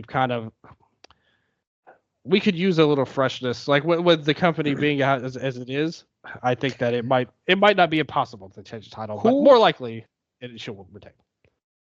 Let's say the next champion is a first-time Princess of Princes champion. Who would that be? This all is going, like, whoever the champion is, their ultimate purpose is to bridge to Arai as the champion. That's right. So like it just depends on if they want to rush that, which they're showing that they're being a bit more judicial with it than I thought they might, to be honest. Like once she dropped the title to Suzume, I thought for sure she was going to be on a crash course to get the POP title. But they've been a little bit more patient with that. I think you've got some time before you get to that point, maybe near the end of the year or maybe all the way to January 4th next year. So there is room for a title change here. In terms of first-time champions, I don't see anybody like that. I don't see anyone either right now. Yeah. Like you said, there's some good talent, but they have not been positioned in a way that makes me think that they are a threat to main event the show or be the headliner. You know, it took a lot of people thought it was, and to be honest, in hindsight being 2020, you could easily argue that Miyu Watanabe should have won the title sooner than she did overall, you know. So, and maybe that had an effect on her title reign, which it just didn't work. Like at the end of the day, like she was not able to be like the champion that elevated this company, and she had the talent to. Maybe it would have happened if she had won it when she was hot. But I think if they want to make somebody new, again, the problem is that it's Arai, and I don't want to see that as a fan. But I think if you're looking at it objectively, like you really need to push somebody. Like just pick whoever you believe in, go for it. Don't wait around and waste years the way they did with Maki Ito, the way they did with Miyu Watanabe. Like just go. Like just go for it. Like that would be my advice if I were in the company. Maki Ito, could she be the gap champion to Yuki Arai? She seems so far removed. Like I said, I think her heart's not in this company. I know. I think her heart's in America with GCW and all of that. Yeah, probably is. That. Probably yes. And she's seeing the world. That's good for her. Sure. Yeah, so that is the TJPW card, Dylan. That's a good card, by the way. Like it's a good card. Yeah. Like that card deserves praise that they put together. I think there's lots of room for criticism of the company overall the last many years, but I think for this card, they did a really good job for it. I got to give them credit for it. Yes. Also, not over the weekend. When was it? On the 20th? What was it? Thursday? Yeah, Thursday it was. Marigold ran Kurken Hall in front of 778 fans with the main event of Nanae Takahashi and Seri Yamaoka defending their Twin Star Championship against Utami Hayashishita and Victoria Suzuki. A match with all champions. Of course, Utami, the world champion, and Victoria Suzuki, the Superfly champion of Marigold. And we saw Nanae Takahashi and Seri Yamaoka come out on top, and Seri pinned Victoria Suzuki with an Aoki clutch that she learned from the man himself, from Shinya Aoki, with the full Nelson hold, and that looked really good. Overall, Dylan, this card was received really well. I thought the main event was very good. Of course, Seri Yamaoka is an incredible talent. And at this point in time, there is, of course, flaws to her game. When I, for example, look at her, she's not, the way she runs, in my opinion, looks like a bit unnatural still, but she's so early on in her career, just debuted in January, that these flaws are completely excusable, and she's just an amazing talent and took to the game very quickly. And when you look at the way that she moves around the ring, she learns so fast. And of course, positioning her with Nanae Takahashi was an extremely smart move from Marigold's side there. And to position her with this legend that can fill in if Seri at some point doesn't know what to do. There's always Nanae Takahashi to back her up. And that's a great way to learn inside the ring. And I'm sure that once Nanae is retiring, she will still be there to help out Seri Yamaoka. So that was a very good main event, I thought. The other matches on the card, the undercard matches, I enjoyed the Gigaton versus Megaton match. I think that Megaton is a fun act. I mean, of course she's not to be taken serious, but I think it's a fun act. I like the opening match. I think that Rhea Sato is really moving up and showing some more development. And Riara, with her, showing some tag team chemistry. Also against Manami Yuki and Ryoko Sakimura. It's been better in the last couple of weeks, I want to say. There was a stretch in Marigold where the quality of the wrestling was really down, but the last couple of shows I saw the quality has been better.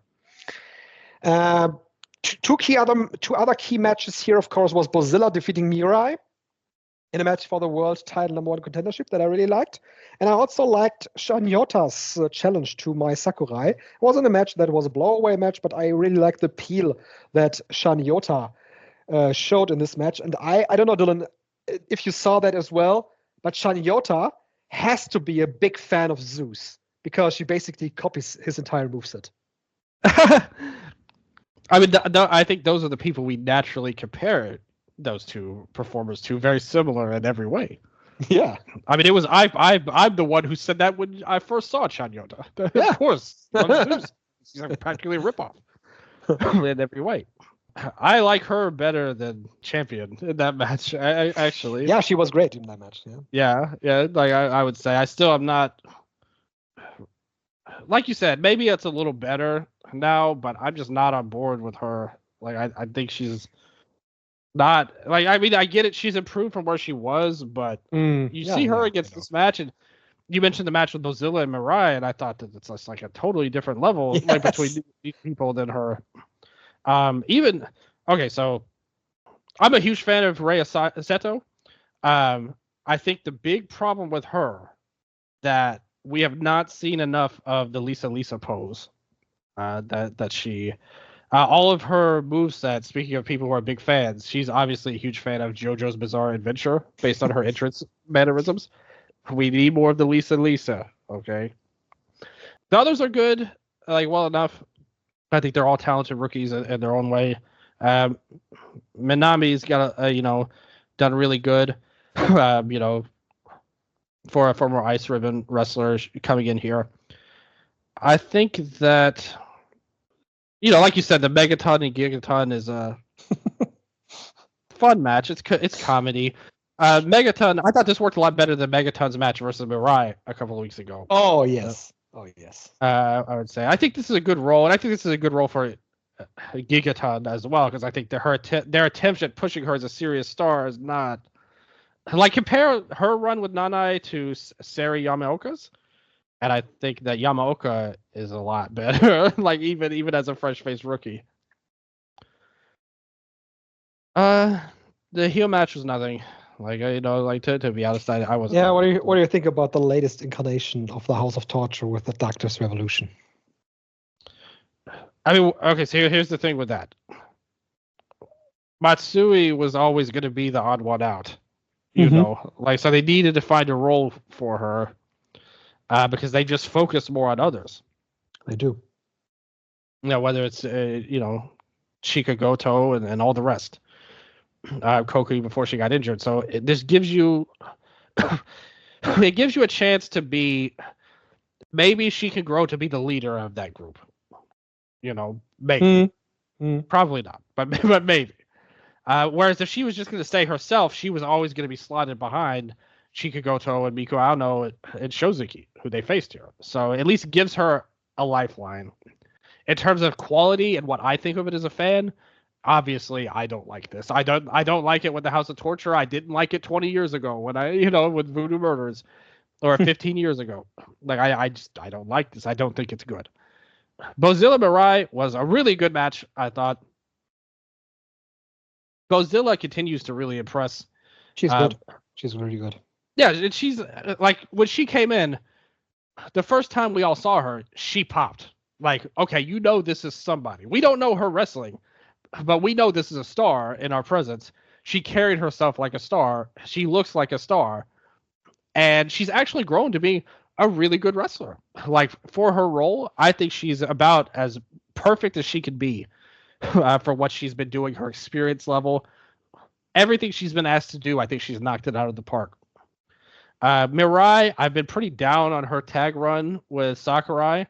So I was happy to see her in a singles match here. This felt like the first time in a while, because she started off very hot in the company, where she felt like the best worker, but it really kind of faded like after a month or so. Yep. And hopefully this is a good way to. I mean, she lost here, and it still kind of feels like they don't really believe in her that much.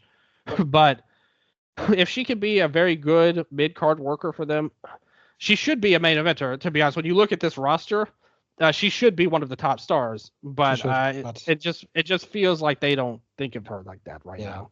Yeah. Chanyota and Sakurai, it was okay. I thought Chanyota looked really good. Sakurai was okay. Main event was good. I agree with the rating on Cage Match, 8.17. I agree with one of the comments I was reading earlier, where shout out to Luna 100. She listens to our show. It's very knowledgeable. She mentioned that Sarah Yamaoka kind of reminds her of a super rookie like Anzai level. I think that Anzai was like a very special talent, like once in a lifetime level. Yamaoka has that energy to her, and they clearly, part of why Anzai is so great too, we have to remember, is because that company believes in him, and that gives him the opportunity to be more. Because let's face it, if Anzai went to New Japan, there's a good chance he's teaming with Youngblood right now, and a lot of people aren't seeing his matches, unless you're following WXW. He's not getting the world title if he's in New Japan or something like that. He needs to be in a spot where the company knows that he could be a guy, which they were correct about, obviously, as he's a great draw and a wonderful performer. You look at Yamaoka, they've told you right away, okay, this is someone special. We have a lot of rookies, but this is a star. Like, this is somebody that can be the top wrestler in the company level guy or girl. And I think Nanai putting her together with her was a stroke of genius. I totally agree with everything you said about it. Very well said. I actually thought this is the best Yuzuki has looked in Marigold as well. I think she's really struggled for a lot of her run. And I think that this, like putting her against Yamaoka, I don't know what it was, but it really seemed like it brought something out of her to really tighten up her game. And I thought she did a great job. I also like the little storyline of Yamaoka is presented as a wrestling prodigy, but whenever she steps to Utami can really take her down a peg really fast. Yeah. Yep. Yeah, Utami is kind of like Yamaoka's kryptonite in Marigold. And I think that's a great story that you can follow up on. But overall, really strong match. Agree with the rating. Agree with you. Highly recommend the main event, and definitely recommend Bozilla and Mirai. Definitely, again, the ratings are pretty on point. I would say 7.5, 8.17. Those are really good ratings, and I think accurate. And I think the company overall still has a long way to go, but you're seeing improvements for sure. Like, you have to give them credit for that. And the young talent they're bringing in, they're hitting on right now with Seto, Riara, Minami, Yuki. Even Sakamura is a little below, Seto and Yuki, but still, Yuki Minami. But still, I think that Yamaoka, great super rookie level player. I think every company needs that to be a future ace. And I think she's shown a lot more than the other people they brought in. So I think they're on the right track, and we'll see how it goes going forward if they can connect with it. If you ask me, I know this may be a hot take. I praised her earlier, but I actually think I would say Bozilla has been a better wrestler than Utami in Marigold, overall. Absolutely. I don't think there's a discussion. I think that's absolutely accurate. I think that would shock some people if they haven't been watching these shows like we have, because Utami's so well regarded and was a player in Stardom, and Bozilla was a literal rookie when she just showed up.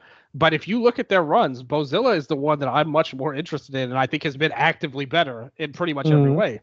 So I think it's a shame that this match, much like we said about the Tokyo Joshi Pro matches, it's a shame that this title shot is coming in such an early place for Utami's run, because I think this could be, to me, Bozilla's match versus Sari was arguably the peak of that amazing title run, along with the Nanai match as well. But I thought the Bozilla match was an excellent match. And I think that there's no reason her and Utami can't have a great match, but the fact that it's so early on makes it seem less important than it should be. And I hope that they have a plan. And it could very well be a great match and I'm looking forward to it, don't get me wrong. But I really want to see that next level from Utami here that she has not shown in Marigold. Again, compare Bozilla versus Sari to Utami's title run, and I think Bozilla's match was better, like clearly, in my opinion. I want to see that next step from Utami to get back to where she used to be when she was the red belt champion in Stardom all those years ago. And I hope that Bozilla could help bring it out of her. Yeah, I mean, it's definitely...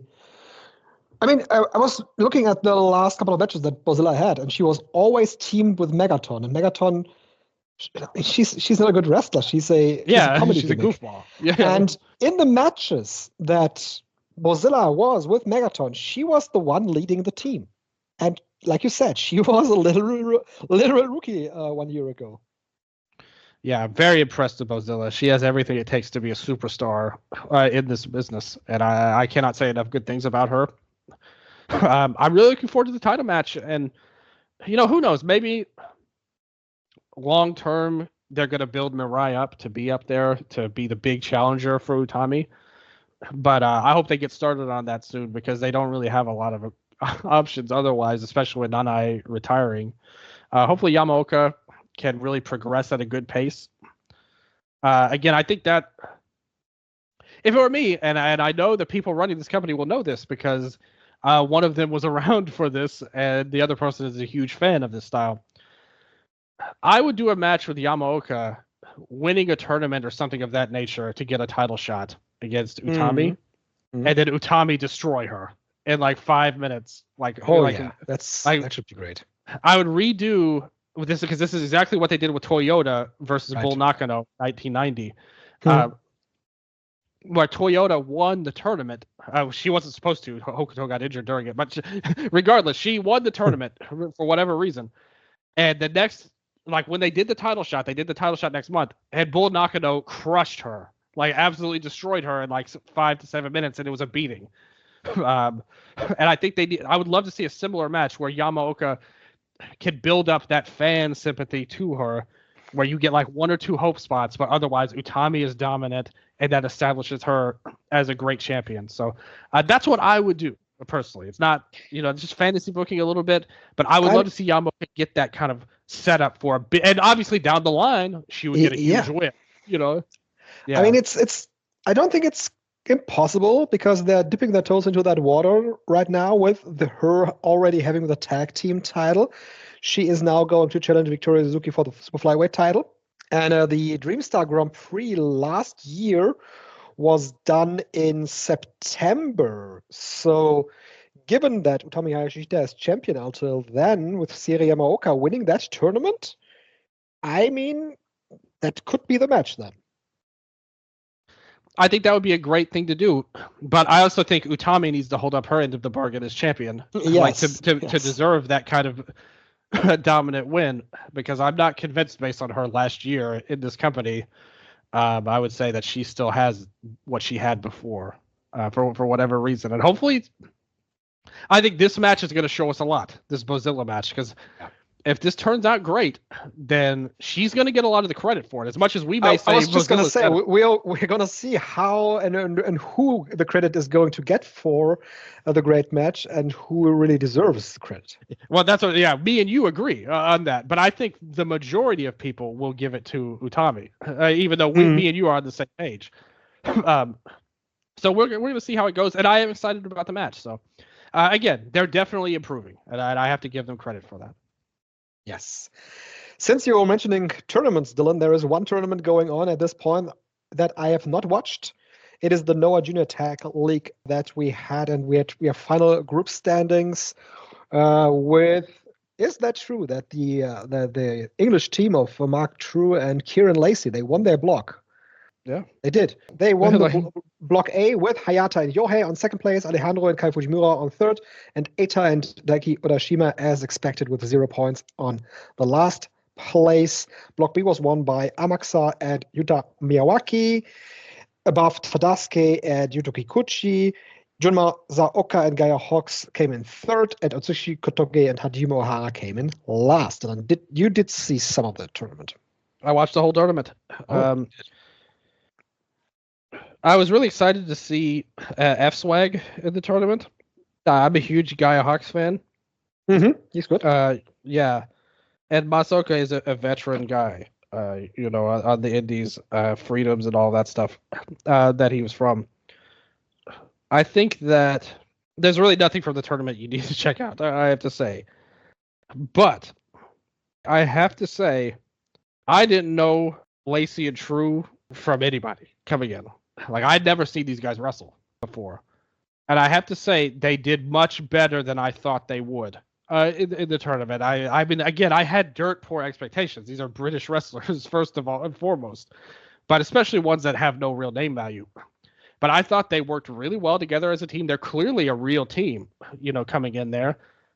I mean, the look is very indie, like if you just look at them, but they actually wrestle good, like a good high speed type of team that they have. And they're not like so over the top where it's all spot. Like they actually do keep themselves in check relatively well. And maybe that was a result of some of their opponents that they had. But I thought they really impressed. Like, again, I really have to say that I did not expect anything of them. But I thought they looked pretty good in the tournament. Otherwise, the MVP was Odashima. I thought he was great in all of his matches, even teaming with Eita, who I would not classify as great. I think that he is a just Yamaoka level prospect for Noah here. I think he's a guy that could be a great star in the future for them. But overall, there weren't a lot of great matches.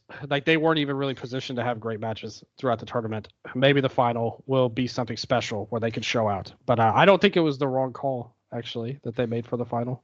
Well, I wish they would decide, is Kotige a junior or a heavyweight, or like, what is the deal? Who even knows? They don't care. They don't care. No. Obviously, it's like whenever it's convenient for him to be in a spot against heavies, like, we'll put him there. If we need a junior guy, we'll put him there. At the end of the day, so yeah. But the tournament was far from any great shakes, I will say. But it was all right. I would firmly say.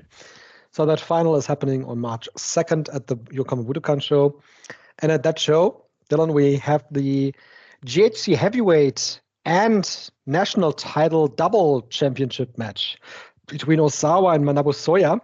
And last time we talked about Tetsuya Endo and the national title and how he won it directly and where the way up for him would be. And then a couple of weeks later, he loses the title to Manabu Soya.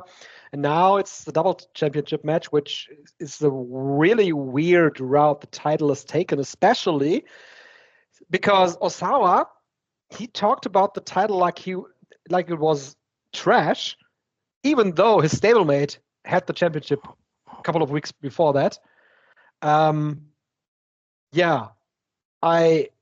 only outcome that really makes sense is Osawa winning the title, but what would that mean for the national title? A great question. That has no logical answer to it. And that, let me repeat what I said about Kotige. They don't care. Like, that's what you don't understand, STRIGGA. They don't care. I'm sorry. Why? I'm just try to find the logic behind this here. Okay, what was the logic behind Endo winning the title at all? If this is where we were going with it, why couldn't we have just skipped right to this? They could have done this. Here's what they should have done, in my opinion, if this is where they were going with it. Forget about Endo challenging at all. You should never face Soya for this. You don't want to put the title on Kitamiya. Fine. You don't care about him. We all know that. We have years of evidence that show that. Build to the same match. Title versus title. Soya versus Ozawa. Ozawa wins and then hands the title to Endo, saying, I don't want this. You take it. That would be a lot better than what they did, though. Like, what they did was a complete waste of everyone's time. And then, Soya lost. First of all, that he didn't need to lose. He took an unnecessary loss to Endo. They clearly had no plans to actually push Endo. So instead, you get this nonsensical title reign that leads to nothing, only for Ozawa to trash the title, as you said, for seemingly no reason whatsoever. It makes no sense. Well, it's just a ridiculous title match. The lumberjack stipulation. I mean, what's the out to this? Like, what is? You can't do a draw. Like, you can't do a 60-minute time limit lumberjack match. No. Like, think about that. What? Can you do a no contest? In a lumberjack match? I don't know. Are there DQs? Will the ref count them out? They don't care, Dylan. That's exactly right. Like, they don't care. So Ozawa will take this title. He may do exactly what I said and give the title away anyway, just with a bunch of unnecessary stuff that made it all worse. And I mean, that's not great. Like, him handing the title reign is not what I would have done if all things were equal. But it's better than what they did that waste everybody's time and drug Soya down with a loss for no reason. And it drug Endo down, who had a hot start. And now he's just a guy. Like, he's just a mid-card guy. Yeah. And third dude in an 8-man tag match for Team 2000X. Exactly. Like, there's no upside to what they've done so far, and I'm just baffled by it. I'm looking at Endo's picture right next to Tadasuke's picture, and that's where he is at.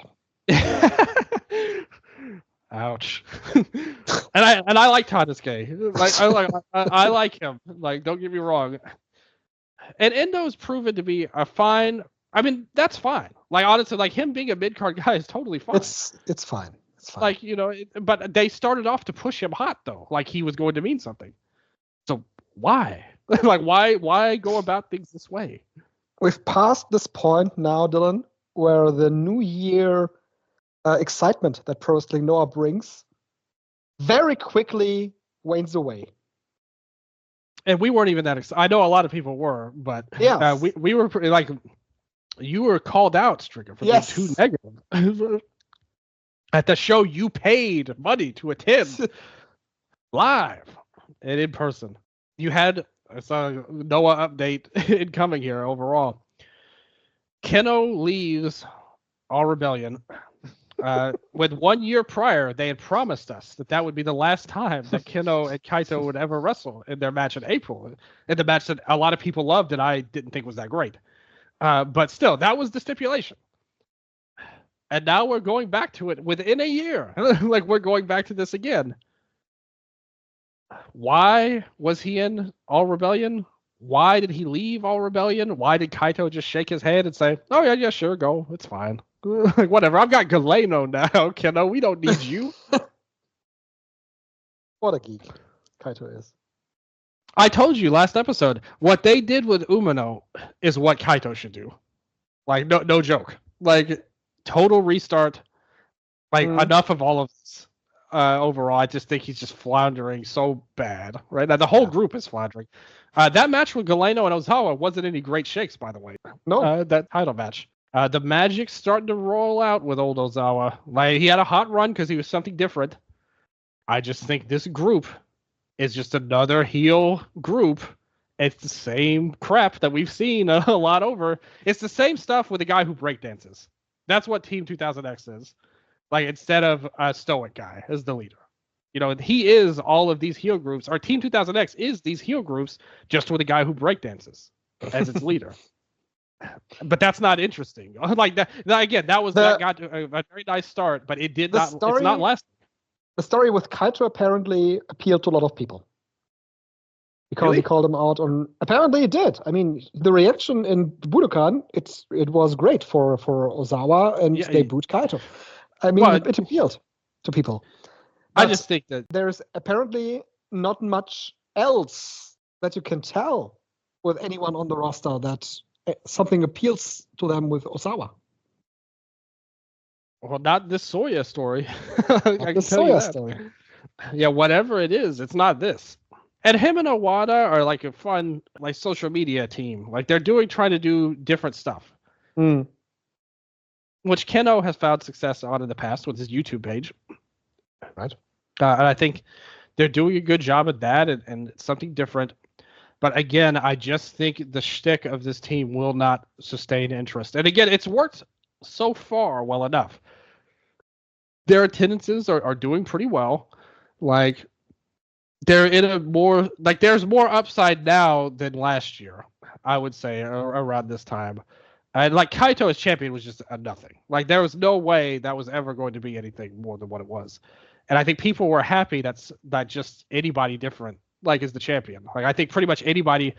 I remember when the Suzuki invasion happened, Nakajima got an artificially enhanced first couple of months because people were just happy that someone else was the champion. But they made him so uninteresting that fizzled out ultimately.